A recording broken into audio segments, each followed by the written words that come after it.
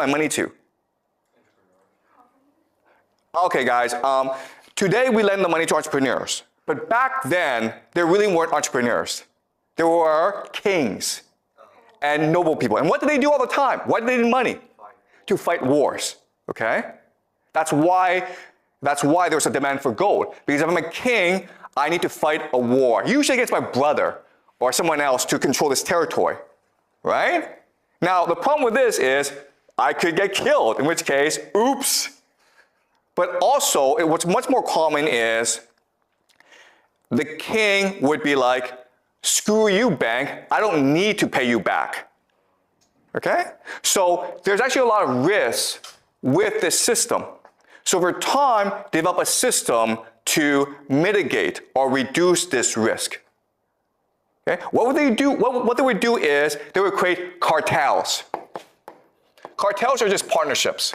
So maybe this bank works with another bank, throughout Europe. And the way they establish these cartels is usually through intermarriage, right? They would marry each other, they would combine together. And that way, let's say 15 million of receipts wants back the gold, but there's only 10 million. Well, guess what? You just go to another bank, okay? And let's just say a king decides, I'm not gonna pay you back, bank. Well, your bank works with other banks to establish a new enemy to kill the king to get the money back. Do you understand? And this system is what we call today central banking. And what you will learn in this class is central banking controls the world today. Okay? Now, what's really important about this system is that it's based on power. Right? And what power is, it can turn nothing, money, the contract, into everything. Okay? That's what money is. Okay, so we live in a world in which banks can print out money, right? So now, let's ask ourselves a question. Wait a minute here. If the banks can print as much money as possible, why do we have poverty? Right? Because we can just give money to poor people and they wouldn't be poor anymore. Why do we have poverty? If there's all the food in the world that we want, why are people starving still? Why? Because we don't have limited resources. Okay, so we don't have limited resources, we have scarcity, okay? Right, so that is the common answer, scarcity. We have poverty because of scarcity. But I already told you this. They can print money out of nothing. So money is infinite. Money is an infinite resource. So why do we have poor people then? That's kind of strange. Like money, aren't money just, used for trade? They still have limited resources and, the actual needs. Okay, so you see what's happening is this. You all believe money is scarce, okay? But I just spent the past 10, 20 minutes explaining to you, it's not scarce, it's infinite. It's just a number. We can at any time print out as much money as we need, okay? So that's how power works. Power has brainwashed you into thinking something that is not true. You've been taught from the first day that money is scarce. But it's not scarce, it's infinite. And no matter what I say to you, you still believe this, okay? So you have to get that out of your head. Money is not scarce, it is infinite. So let's go back to the question.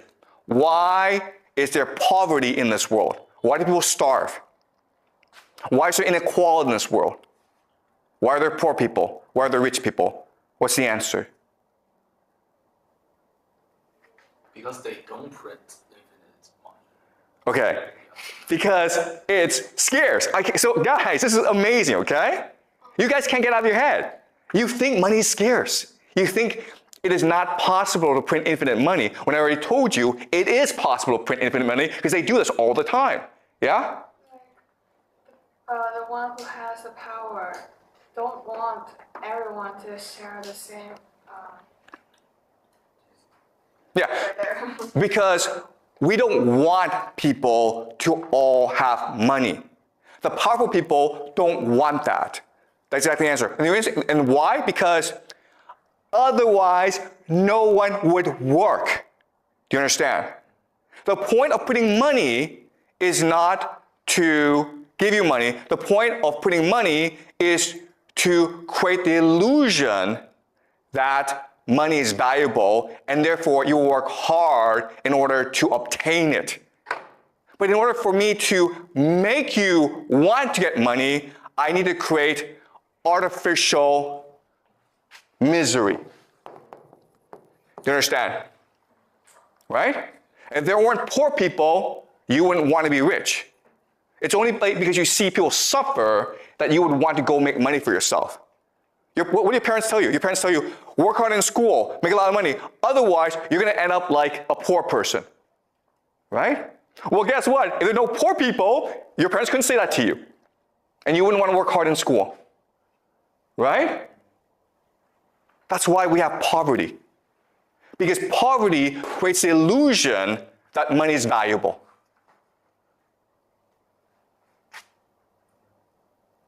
In other words, poverty isn't what you do to yourself, it is what the powerful do to you.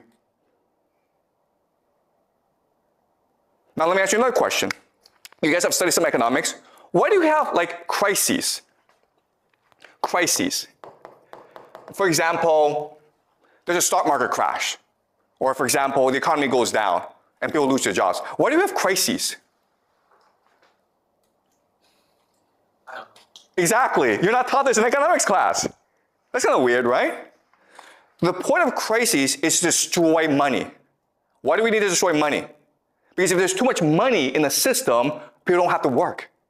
So you have to destroy this money in order to make people feel money is scarce. Okay, does that make sense? So why do we have wars? Right? Why are there wars in the world then? Because they're fighting over scarce resources, right? I already told you, scarcity is a lie. The real reason is war is meant to destroy wealth in order to make you think money is valuable. Do you understand? You guys play World of Warcraft or these games, right? Guess what, guys? World of Warcraft in our world, there's absolutely no difference. You just run around pointlessly working hard to obtain credits in order to buy stuff. If credits just flew out of the sky, because they could do that, right? They could actually program the engine to just put money out of nothing, you wouldn't do nothing every day. You wouldn't play the game. Okay? It's only because you believe that there's scarcity in the world and that you must work hard to obtain wealth that you do any work. Do you understand this? Okay? So this world that we live in, it's a complete illusion created by central banking in order to make us work as hard as possible. Because the real value is not money. The real value is the work we do. Okay, does that make sense, guys? All right, yeah? I wanted to ask, you said scarcity is an illusion, right? But I understand that money can be printed infinitely, but resources such as food and land, they aren't technically unlimited. So scarcity still exists in other resources. Okay, that's a great question, okay? So the question is, isn't food scarce? Because food is a finite resource, right? Do yourself a favor, okay? Go to the garbage dump somewhere, anywhere in Beijing, and see the amount of food that is wasted every single day. If food was scarce, why do we have food waste? Okay, so if you just do the mathematics, what you will discover is there's enough food to feed everyone. Okay? There doesn't have to be hunger and starvation. It's an artificial crisis. Okay, does that make sense? So you're right in that, yeah, the food's not infinite, but it's abundant. There's a lot of it, enough to feed people. Okay? On the land, oil resources, you know, the reason they go to war before. Okay, all right, so again, you guys are stuck in the scarcity mindset. And it's very convincing. So let's move on, okay? So this is something that we'll go back to later on, okay? Because I cannot convince you today, this morning, that everything you believed about the world and about yourself is wrong. Okay, you're still stuck there, like, okay, there's scarcity. And you're right, there's scarcity, but we also live in a world of abundance. Okay? And a lot of things that you believe are just misconceptions about the world. Okay, so we'll go back there, okay, later on. All right, so let's move on. Okay, so we've done money now, right? Now let's do another question. Let's do a question of happiness.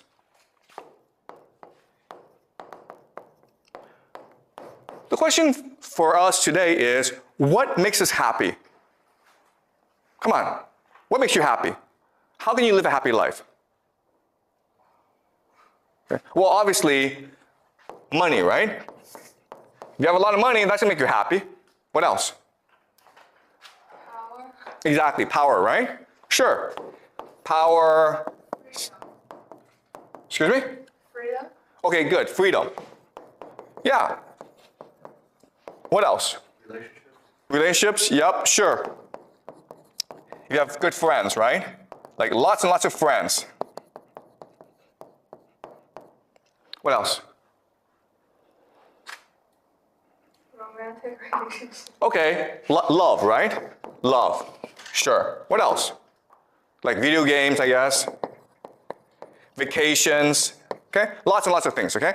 What you will discover about this list is this. You are thinking about individual happiness.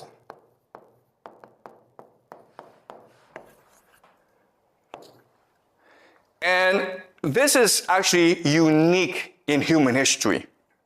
If you were to go back in time to 500 years ago, and you ask people, how can you be happy?